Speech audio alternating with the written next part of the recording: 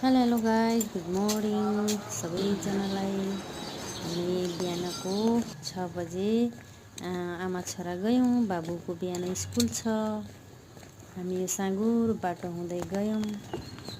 देख्न सक्नुहुन्छ यो बाटो कति साँगुरो छ। सर हिँड्दै टक टक टक टक टक आमा छोरा हिँड्दै गयौँ। बिहानको मर्निङ वाक पनि हुने मलाई। अनि बाबुलाई स्कुलसम्म पुऱ्याउन भनेर म टक टक टक टक टक पारेर गयौँ। साँगुरो बाटोमा हिँड्दै जाँदा सानो पक्षी देखियो बाटोमा। अनि हामीलाई देखेर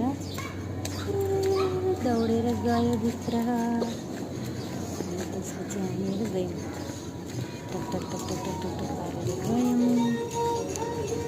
त्यो साँगुरो बाटो हुँदै गयौँ। म छोरा यस्तो मस्ती गर्दै बाटो बाटो यस्तो गर्नुपर्छ भन्दै गयौँ। अनि त्यसपछि यसलाई के भन्छ बाबु? बाबु सिलगढी विनायक नगरपालिका ल भनेर भन्दै थियो। होइन कि बाबुसँगै जानु ढिन्टिडिङ। त्यसपछि गइसकेपछि बाबु न न अनि मिररमा देखियो हाई गाइज भन्दै थियो बाबुले। त्यसपछि हामी त्यो नदी बाटोमा साइडमा एउटा जडीबुटी सानो बुट्टा छ क्या। यो पनि एक प्रकारको सञ्जीवनी बुटी हो क्या। खानुपर्छ है बाबु, बिहान किडनीको काम गर्छ नि, पिसाब सञ्जीवनी बुटी। हेलो गाइस, थाल्यौँ। अनि बिहान कतै भेटिन्छौँ तपाईँहरूले ल। मलाई ढिलो भइरहेछ भन्दै थियो। मैले बरु खानु बाबु, म अलिकति टिप्छु भनेर मैले टिप्न थालेँ। सुगर पेसेन्टले त झनै खानुपर्छ। तिमी हिँड्दै गर न।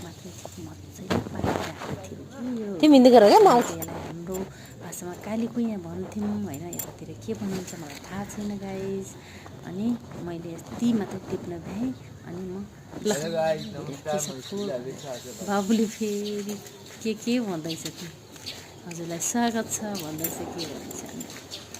अनि त्यही साँगुरो बाटोमा फेरि टक टक टक पारेर गयौँ। अनि बाबुको स्कुल नजिकै पनि आउनु थाल्यौँ। बाबुको स्कुलको बाहिर गेटैमा चाहिँ उसको गाडी छ क्या। अनि त्यसपछि हामी त्यो स्कुलको गेटमा पुग्यौँ। अनि त्यसपछि बाबु म छुट्टिन लाग्यौँ। बाबु आफ्नो स्कुलतिर लाग्यो। म चाहिँ मोनेरबारमा निस्केँ। गुड बाई बाई बाबु, गुड बाई गुड डे। म चाहिँ निस्केँ मोर्निङ वाकमा। अब म पनि टिटी पारेर हिँडिहालेँ। बिहानको 6 बजेको थियो साथीहरू। मेरो दिन यसरी बितेको छ। हजुरहरूको कसरी बित्दैछ?